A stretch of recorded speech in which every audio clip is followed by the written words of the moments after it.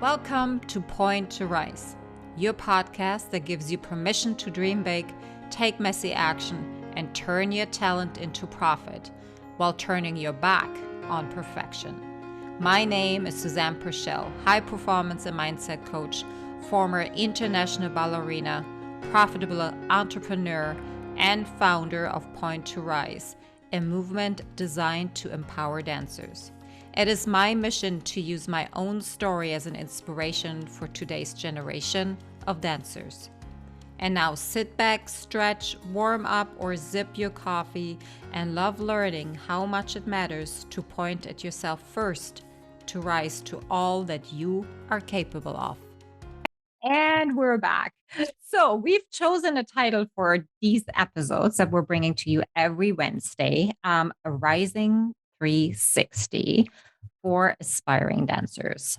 What do you think, guys? We want to hear your input. Think if this is something that you can relate to, or that inspires you to tune in and listen to what we have to say.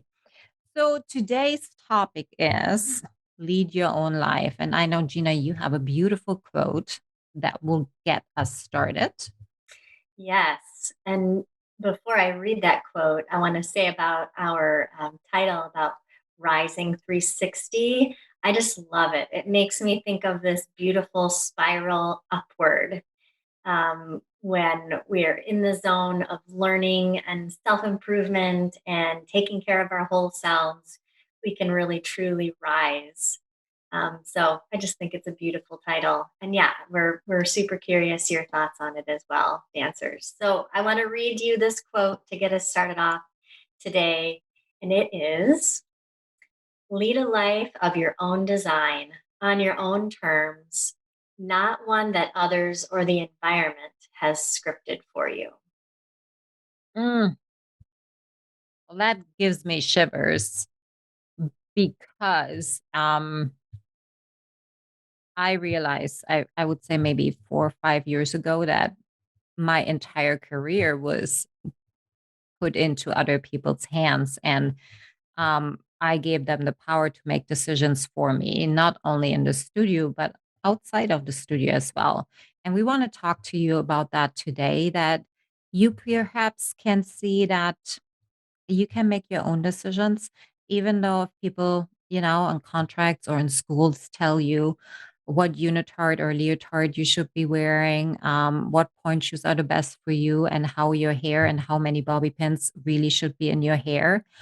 Um, Aside that, you still have choices.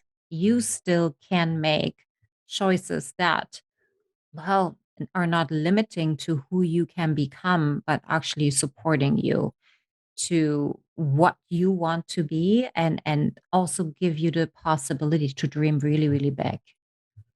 Yes, I think that's such a good point that there's a difference between following the rules and doing what we're supposed to, wearing our hair the way we're supposed to, dressing the way that we are supposed to, and then how that can affect us on a personal level.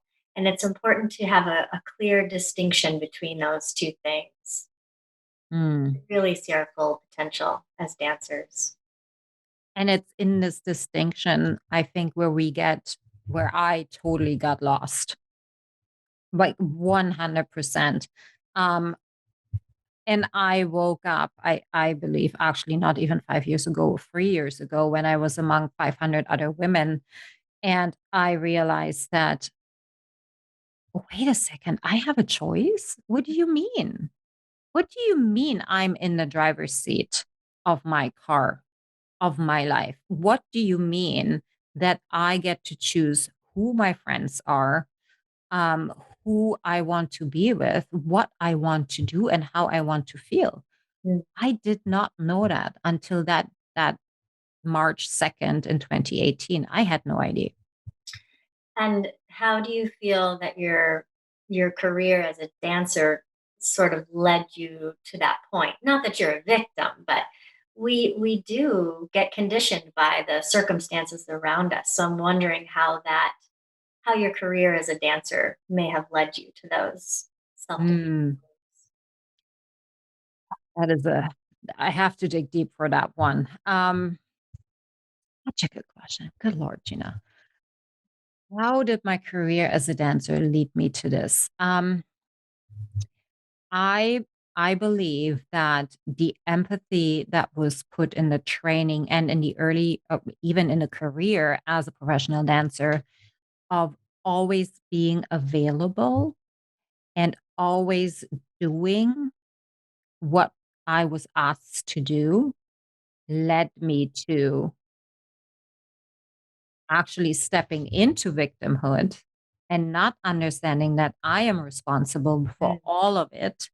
I believe that everything I was looking for was on the outside, and that really entailed people making decisions for me too.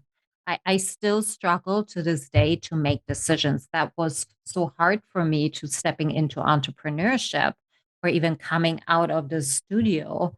Um, I had nobody telling me what to do.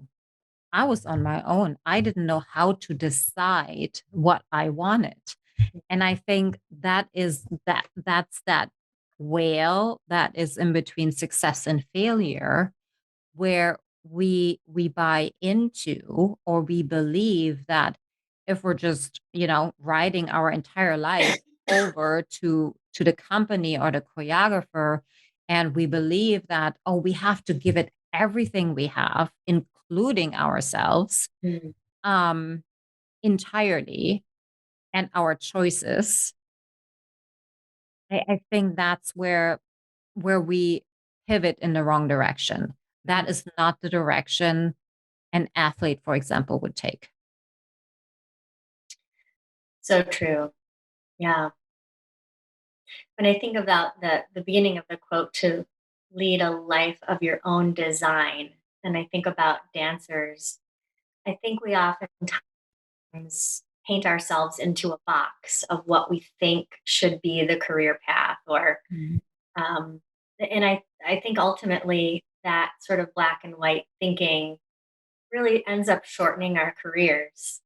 For me personally, the end of my professional career was moving to the Washington D.C. area, auditioning for the company, and they said they loved me there, but I was too short. And I was like, well, I can't change my height, and so I thought, well, that's it. That's the end. And it was, Mhm. because that was my black and white thinking.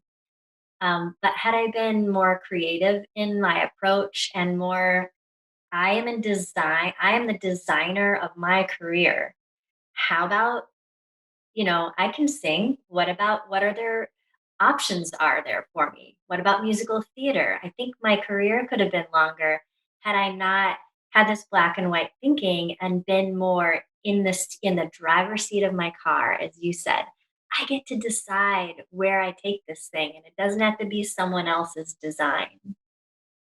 Mm, yes, that is so good. Deciding what success looks like for you, right? Mhm.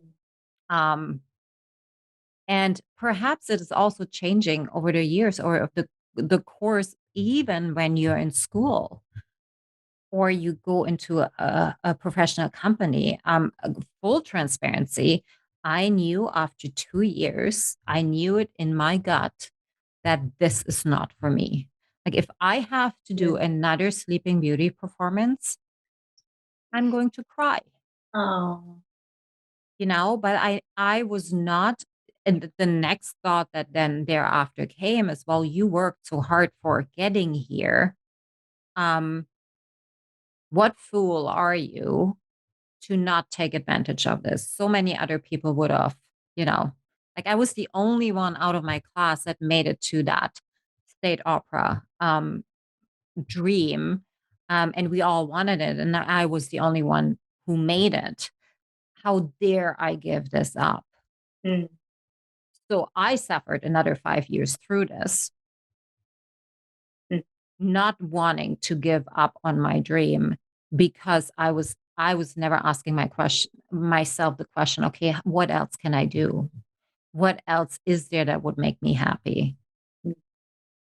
I didn't have the confidence in me that I can actually create that.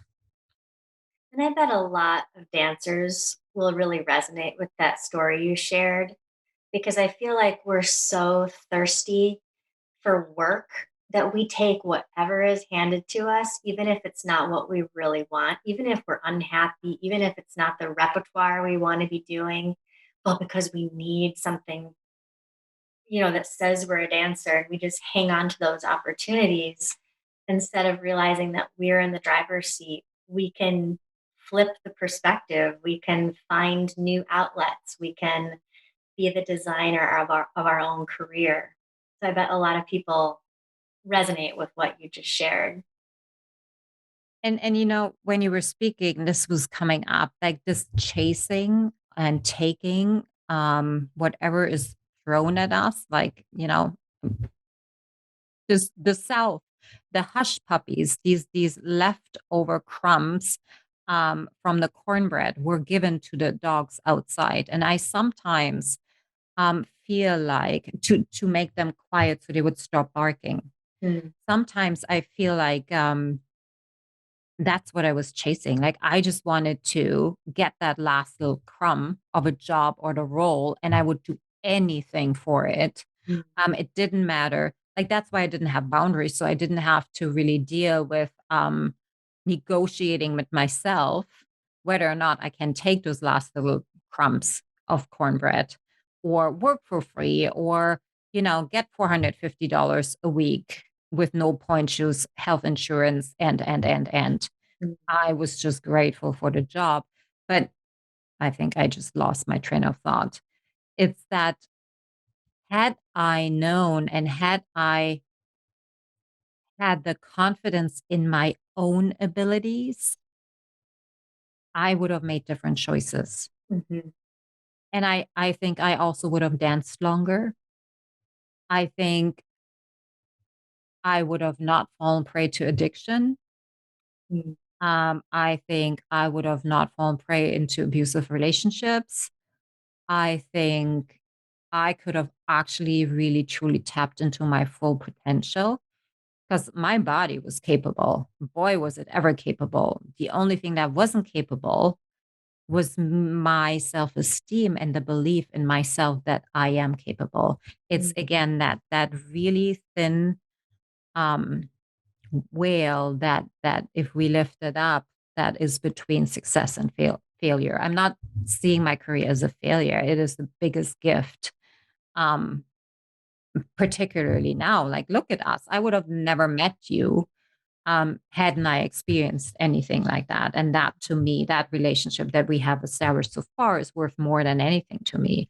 mm, So, but what I'm saying is then don't sacrifice everything that you are for something that you believe is success. mm.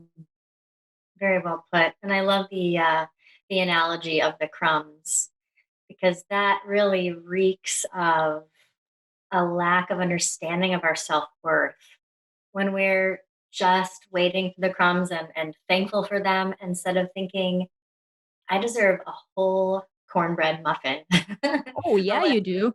yeah, I mean, as dancers, I think it's important to change our mindset to being worthy, to being deserving of. Not that we want to be handed a job. We know we've got to work for it, but just switching the mentality alone can make us so much more powerful. And by the way, better artists, because you're really freed up to um, give from an authentic space rather than from a space of lack and fear and just wanting to make it through.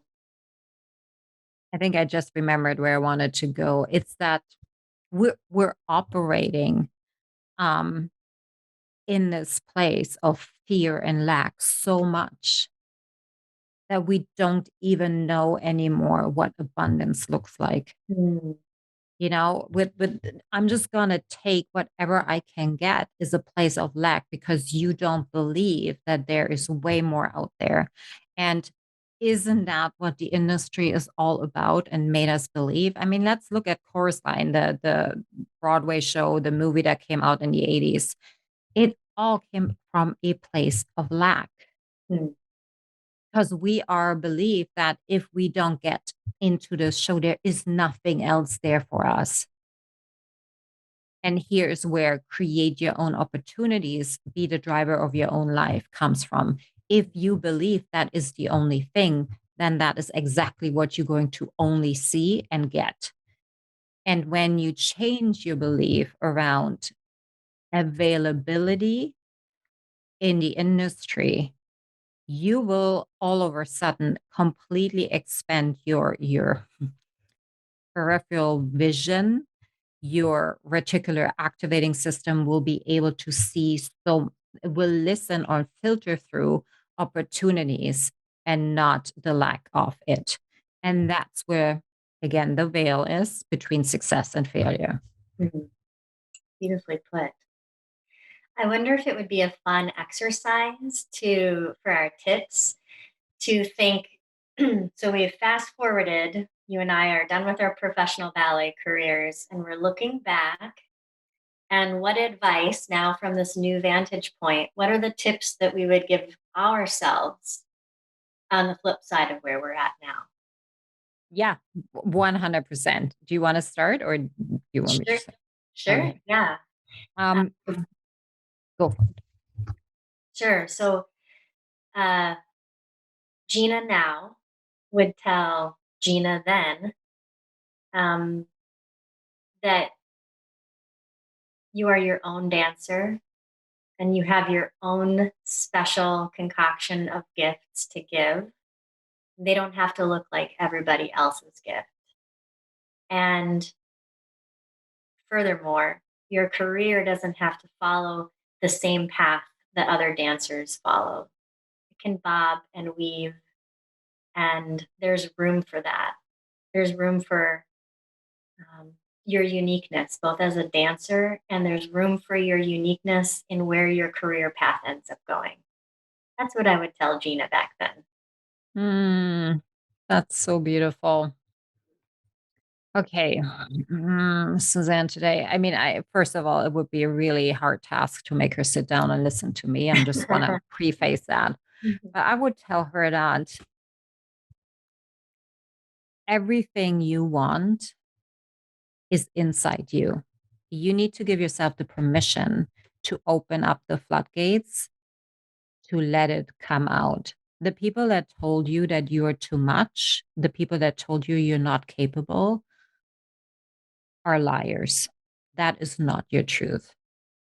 Remember why you started dancing and remember that 6-year-old girl that would dance and dance and dance because it brought her so much joy. Mhm. Never ever forget her and always step into a studio from that kind of a place. Yeah. Oh, it's so I would beautiful. tell her that. Hmm. Makes me like choke up actually. We were sitting on the bench right now. Reaching out and hugging you from across the Aw. continental US here. Oh, Okay. Well, let's tie the bow. I would say if this kind of grabbed your attention and made you wonder and perhaps ask questions like, what do you mean I can create my own? What do you mean I don't have to? And if you find yourself throwing back not excuses, but arguments why we are not right and why your belief in the lack mentality perhaps is your truth, then this is definitely something that, again, you should rewind on and listen again. And we give you permission to feel that way and also to lean into what does that actually mean. Like, let's open up the doors a little bit and understand that your path is not linear. Your path can go all over the map, and that's okay. You are allowed to change your mind. You are allowed to question every single belief that you have acquired so far, and you get to choose what you want to believe. Don't forget, a thought, or no, a belief is just a thought that we think over and over and over again, and it's in our own hands to change that. So with that, get into your driver's seat and tell everybody else to get in the back seat. And if you need their advice and their GPS and plug them in their voice notes, you will contact them. But till that time, you are your own driver. Well, what a great, beautiful note to end on. Sage advice. Yeah. Okay, dancers, we are sending you so much love, and we would love to hear your feedback. What is it that you want to talk about? What are your questions? You can DM us, tag us on social media, either under Dancer360 or under Point to Rise or Susanne Proschel or Rise Media, whatever floats your boat. We are here to help you and to offer you value and support you in your journey. Sending you so much love. Take care, dancers. Until next time. Thank you so much for listening. If this message resonates with you, please pass it on to someone who needs to hear this right now. And if you like what you've heard, your feedback will go a very long way. If you just take 30 seconds and leave me a 5-star review, that would mean the world to me. Till next time, point at yourself to rise to all that you are capable of.